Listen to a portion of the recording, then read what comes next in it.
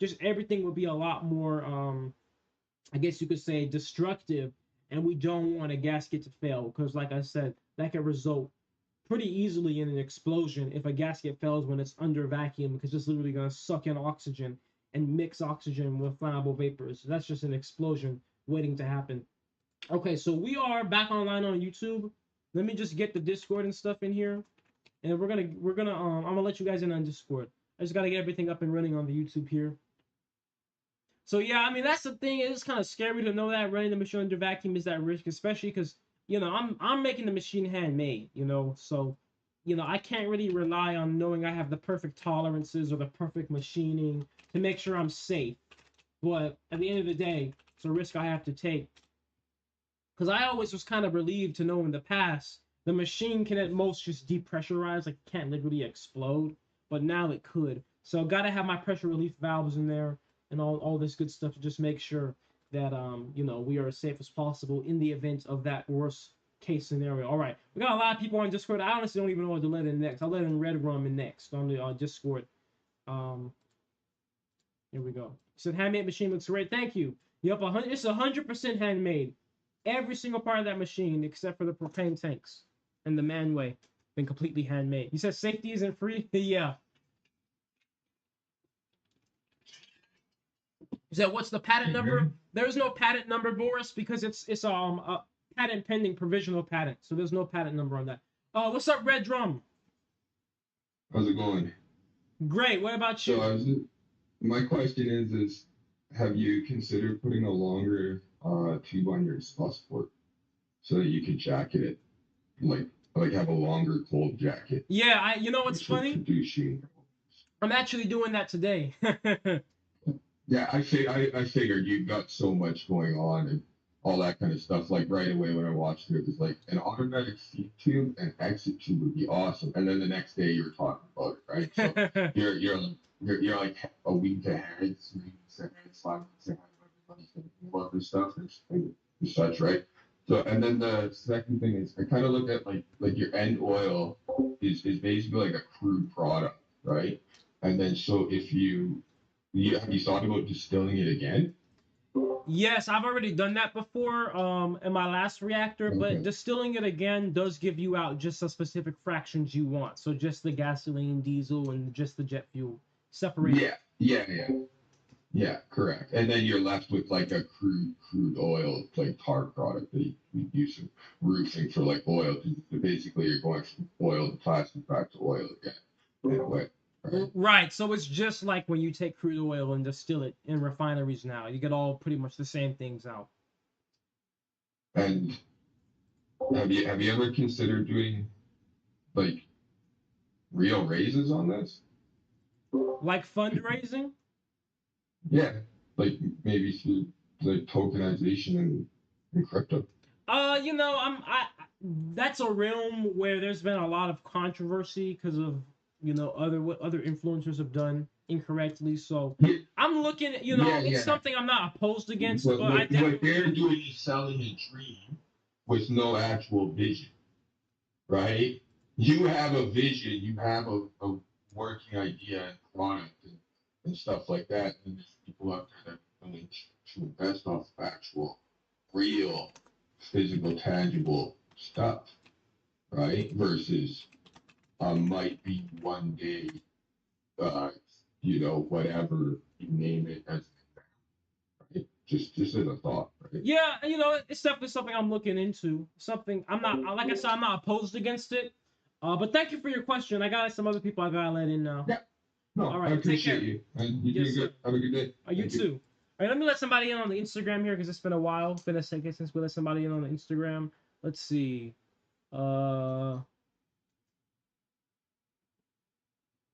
You say you're waiting right now in Discord, Johannes. What's your name in Discord? There's a lot of people in the Discord, so I try to get to everybody. You said the invite link is not working. Try that invite link. Spooky. Guys on YouTube, is the stream better now? So how much energy you need to run the machine versus how much you create. We're not creating energy, we're just pulling it out. But those numbers are still being captured on my current machine now. All right, next on I'm not sure what's going on the Instagram here. Trying to let somebody else in, but I'm not sure if it's working. You said your Venom is cool. Okay. All right, we're gonna let him Venom is cool in a second here. YouTube is good. Okay. Maybe it was because I was live on a few other things too. What's up, man? Hey, mate. How you doing? I'm good. What about you? Yeah, good, bro. I'm really interested in your stuff. You seem to be doing great work. Thank you. Yeah. I got a question about efficiency. Have you measured your input? Firstly, I imagine it's all electricity input and the fuel you're getting out. Yeah, so I've already measured the input and output on my past machine. This machine I'm building now is still in construction. It's not done yet, so I'm currently completing it before I do a complete trial. What was your efficiency on the last? My last machine for 25 kilowatt hours of electricity in, from all the products combined, there was 48.8 kilowatt hours of electricity. Did you say 28.8? 48.8. 48.8. Wow. Yes. That's very impressive. And I do have that video up on my YouTube if you want to see the calculations and everything. Okay, great. And yeah, essentially just how that works is it's not, we're not creating energy. It's just that plastic is in the plastic, yeah. So it's not breaking the law of thermodynamics. Brilliant. Does that answer your question? Yeah, that's the only question I really. All right, and look, stay tuned because I will be, once I get my machine completed and we have everything ready, definitely will be doing those trial runs to get those numbers. Brilliant, and sounds like I need to watch the YouTube. I didn't know you had YouTube. Yeah, it's in my link tree. It's going to be the video that's linked in there currently. Great, and how are you going for funding? Well, right now it's completely crowdfunded. Yep, and okay, great. And do you feel like you're in a good place? Do you have enough money to do what you want to do? The machine's been coming along, so I can be nothing but grateful for everybody that has contributed to the project. So I appreciate you. Hell yeah. And thank you for your question, man. I got to get some other people here, but much love to you. You too, bro. Thanks for your time. All right, you too. All right, next. Venom is cool on the Discord. Let's let you in here. Just want to congratulate you in advance before you become a millionaire in the future. Keep up the great work. Thank you, Chris, on YouTube. Much love to you. What's up? Hello. Hey. Thank you for finally I'm accepting. Right now currently in my time it's 12 p.m. so I'm doing it this very night. But I only have one question for you. Yes.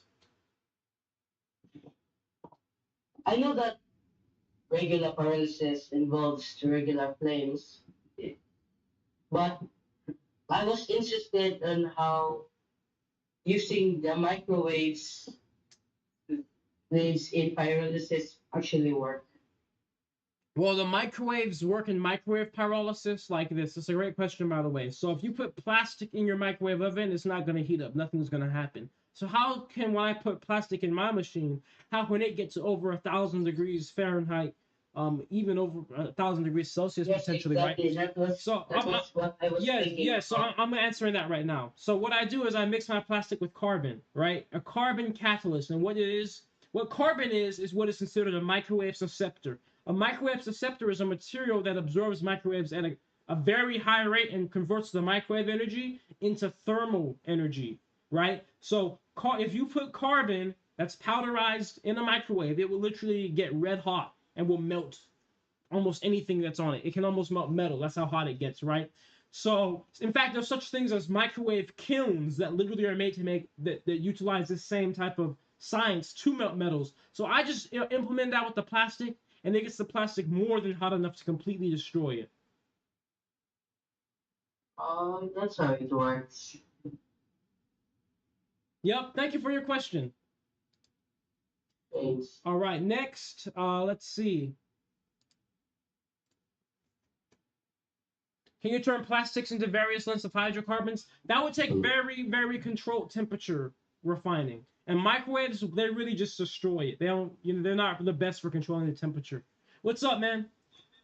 How's it going, man? How have you been? Hey, man, I've been amazing. Always grateful. What about yourself? Good. I'm hanging in there, man. I've been watching a few of your videos. I think the previous person already pretty much asked. You already what was it? The previous speaker already asked a question. I got the answer. I'll just ask it again. Sorry, it's early in the morning for me.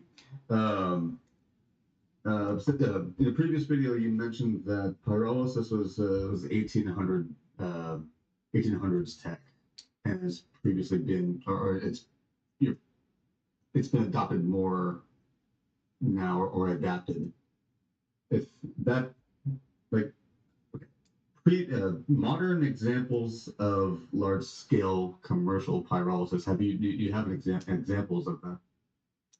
Yeah, there's a lot of examples. You said modern scales or previous scales? Well, modern examples of like large scale commercial. Yeah, so there's this company called AP Chemi. I believe they're in Asia, a nation in Asia, and they're doing a pretty large scale form of pyrolysis. So yeah, as I've mentioned, pyrolysis has been around really literally since the beginning of Earth. That's how Earth made crude oil to begin with, and we as humans have been working on it since the 1800s. That's the earliest time it's been recorded. But actually, really from the Greeks, because the Greeks invented the word pyrolysis. Pyro means heat, lysis means to break apart in Greek. So it's really been around forever, right? Right. So that's why I always tell people I did not invent pyrolysis. I did not invent microwave pyrolysis either. That's been studied since the 1900s. But the thing that hasn't been seen before is microwave pyrolysis done at not only a backyard scale but also a large continuous industrial scale. Those two things have not been seen before, at least up to this point, published. Working. So with me doing microwave pyrolysis in my backyard, that's an innovation in the field of microwave pyrolysis, and I aspire to build the first ever large industrial scale continuous microwave pyrolysis reactor that is, functioning and is constantly taken in plastic. The idea is that using the microwaves will give us unprecedented efficiencies and some other benefits too, on a more chemical level of what it does to the plastic. But ultimately, it's all a hypothesis, and I'm just taking everybody along for the ride to see if we can meet these goals. That is really noble, man. At the very least, you're demonstrating that this can be done. Right. If nothing else comes out of it, at least you can show, like, through your videos that plastic can be broken down to a point where it's inconceivable. Right. Exactly. It's like microplastics and invasive. Another question for you: do you? I've noticed since you've been on the Mark IV, the previous versions, you've had the smaller stuff in an enclosure, and now you don't have that enclosure for the Mark 4.5. Do you have a tarp? Do you cover it up? Do you protect it from the rain and such? It's getting spring. There's going to be a lot of weather. The only thing that needs to be covered are just the electronics. That's it. The machine, being with it's spray painted with high temperature metal paint. So rain never affected it, and then some parts of it are complete stainless steel, so it could be out in the weather. Think about it. The inside of that machine is going through absolute hell, reaching super high temperatures with some of the most, corrosive chemicals on Earth. So the outside of it is just fine with some water. Okay, I got that. Well, I appreciate you, man. Keep up the good work and all that good stuff. Hey, great question. Thank you very much. On YouTube, let's see. Rohini asked, what are you going to do about the carbon that builds up on the top hatch where it's supposed to come out after the process? Rohini, the only reason why I have carbon building up at the top hatch is because I don't have my carbon collection tank. So the carbon fills up that whole bottom pipe, and then it just starts building up. But once I get my carbon collection tank, it's all going to just keep falling down. And then when the machine is operating continuously, I'm going to put a valve on it so the tank can be switched out in the middle of the machine running without leaking any type of vapors. Let's see. You said, do you fear for your life is the real question. No, I don't. I don't fear for my life. I think there's a separate live video on your channel that doesn't have a live chat. I've seen people asking if you can see their comments. I think that was when I was on my phone one time. Fatal Shot Gaming. What motivated you to do this? I wanted to figure out how I could get rid of plastic waste at my house myself. I'm a very self-sufficient person, independent person, and when I figured out that they just throw our plastics that we put in our recycle bin into the trash anyway or the ocean, I'm like, I'm just gonna figure out how to do it myself at home. I make my own compost at home. I don't even throw away my food waste, so why am I gonna throw away my plastic waste, right? If I can do it at my home. I was already a welder, so I was like, well, if I can weld, put metal together, I can figure out how to make this. Looked up stuff online, got to this point we're at now. Let's let somebody else in on the Instagram here.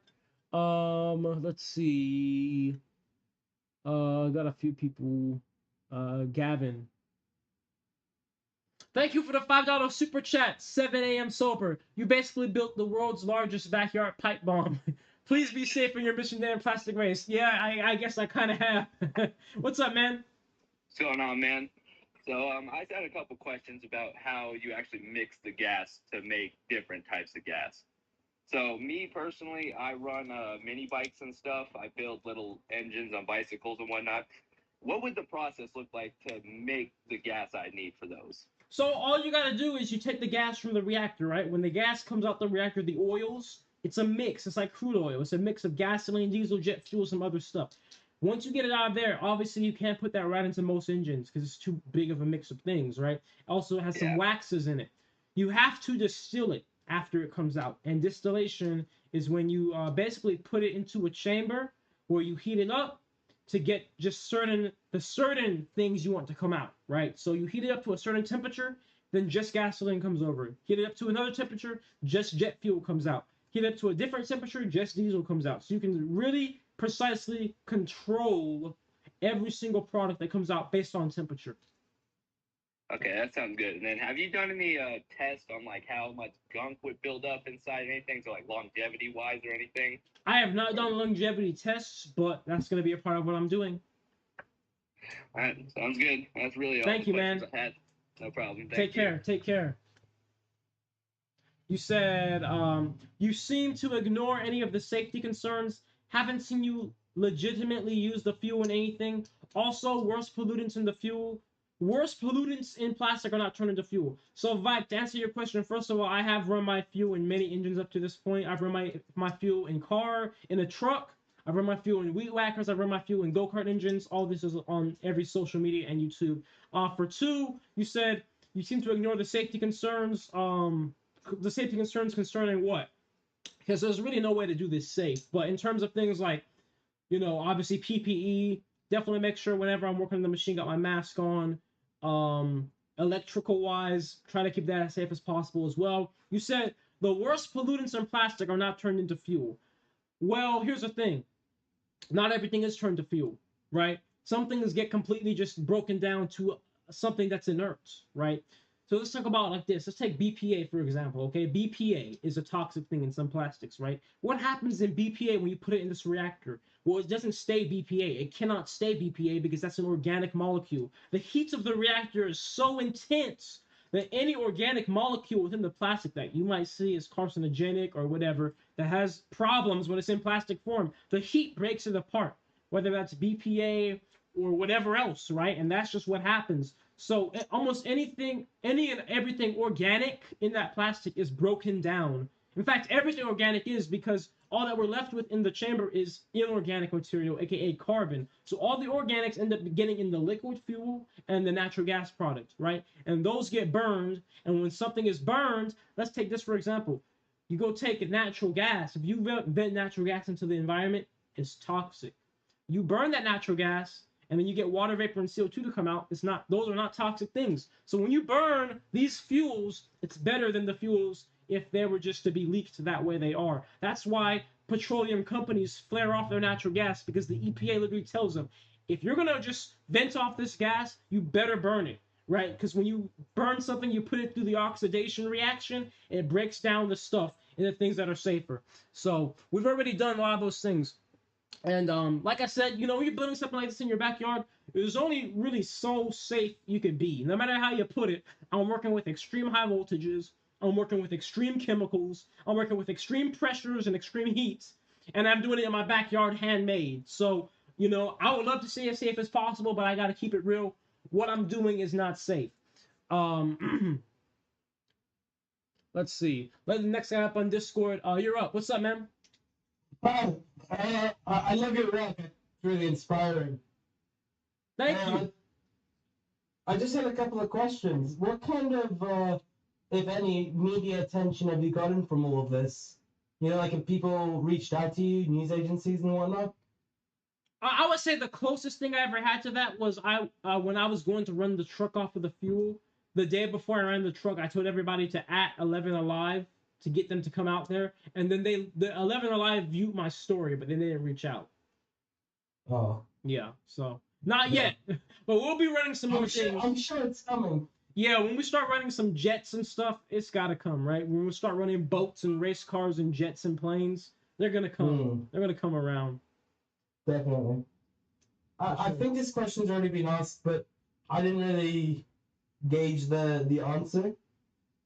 Obviously you're putting in energy with the carbon and the plastic, but the amount of energy it takes for you to run it and produce fuel, are you getting a positive output, if that makes sense? So my last machine I built, Mark IV, did get a positive output. Mark 4.5 is still under construction. I had not done the calculations to know what the output is, but the goal is to get one, of course. Yeah. And the last question I had was just, how did you get into this? I mean, you said you wanted to fix the plastic pollution, but how did you actually start making a pyrolysis reactor? Like, how did you know how to do that, and etc.? Well, I just researched online. I used Google. Ironically, I found how to build the first ones on Google. Now, what ended up happening was, I started to get into the microwaves, and it started to become innovative there because there was no guides online on how to build a microwave pyrolysis reactor at home. Well, that's really cool. Do you have a background in science, or just you use Google? No, my only background is in welding. No science though. Wow, that's really awesome. Yeah, thank you. Thank you very much. All right, take care, man. You said you have a PO Okay. box. Yeah, I do. It's in naturejab.info. Let's see. You said can I let you in? You have somewhere to go. Okay, I'll let you in. You've been waiting a long time. All right, I'll let you in. I just see your name it starts with a D. What's up? Hey, so the natural gas that you're creating, that can be turned back into plastic, right? More of the liquids could. The natural gas, it could, but that'll take so much processing to get out those things. It'll be. I feel like that'll be super expensive to do that. All right, it's just because what I searched up, natural gas is what is mainly used to create plastic, as well as crude oil, but crude oil is used less. Okay. I mean, like, it can be done because all the components necessary are in there, but it's just like you have to get those, separate out those individual components. I really haven't done enough research on it myself to know how easy or hard that would be to do that, but just on just knowing the mix of how many different chemicals are in that gaseous product, I just know that would be a whole different step to to get those individual things out. All right. All right, thank you. Take care. Yeah. What's up, Dude Cubed on the Twitch? What's up, Andre Collins? What's up, Julio Andres on Instagram? Oh, geez. He said, is it profitable? It's pretty easy to be profitable because think about it. Even now, turning a plastic bottle to another plastic bottle is profitable, and that takes a ton of energy, and that is making a product that barely costs any money. A plastic bottle costs almost nothing, right? So this process, think about all the things we're doing. We're taking plastic, that's one source of money. We're making liquid and gaseous fuels, that's two sources of money. We're making carbon, which is also fertilizer and biochar and carbon credit, so that's a few different sources of money there.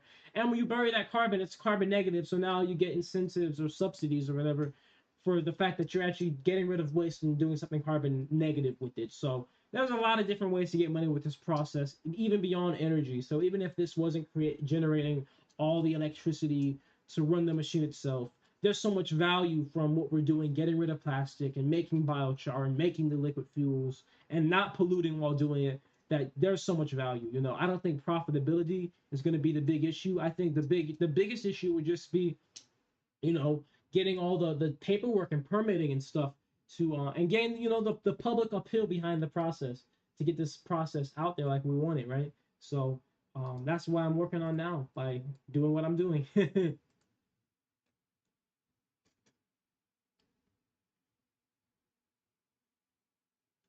Let's see. All right, M on the Discord said make briquettes from the carbon. Have a barbecue on your live stream. You know what? That's been an idea for a few years now to make briquettes from the carbon. I have to look into that. I never actually tested to see how they burn, right? But it's carbon, so it's gonna burn. It's gotta get really hot. You said very nice asset calendar on your wall. Exactly, Cal. Gotta know what time it is. You said you didn't even think of subsidies. Yeah, because even the petrochemical industry now is subsidized. Even the crude oil industry now is already subsidized. So you think they're not gonna subsidize me for making plastic into fuel in a carbon negative way potentially? You know, not only am I getting rid of plastic waste and cleaning the ocean, but then I'm also making carbon that could be buried as a biochar and sucks carbon out the air. Definitely gonna get subsidized for that. But even if you don't, I think it's gonna be profitable with subsidies or without them, honestly.